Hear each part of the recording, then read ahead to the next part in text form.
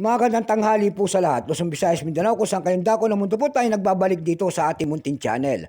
Samuel Soriano TV29 para mag-discuss ulit ng another coins. At ito po ay ating hilig, mangolekta ng barya. At isa po tayong kolektor. Ayan po, magandang tanghali po sa lahat ng aking mga subscriber dyan. Kung saan kayong dako ng mundo po, maraming salamat sa lahat ng aking mga subscriber.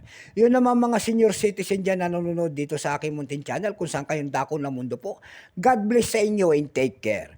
Yun naman pong nanonood na hindi pa po nakapag-subscribe dito sa aking munting channel at gusto nyo ang ganitong mga topic po about coins.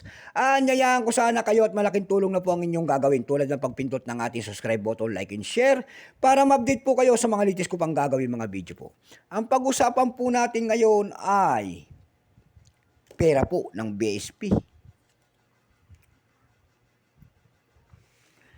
10 centimos po na wala ng halaga, tinatapon na sa kalsada. Ayan.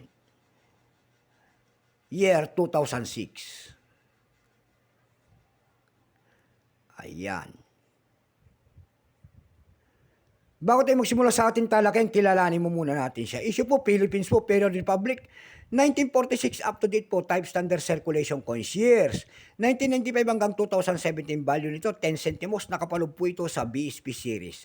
Currency piso, 1967 up to date po. Composition po nito ay copper plated steel, namamagnet po yan.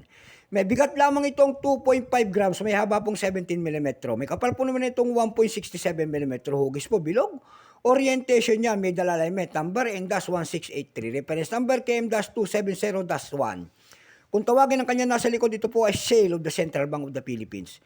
Ito pong year 2006, ito po ay 20%. Wala pong may pakita ang ating Bangko Sentral kung ilang piraso pang ginawa sa barya na ito.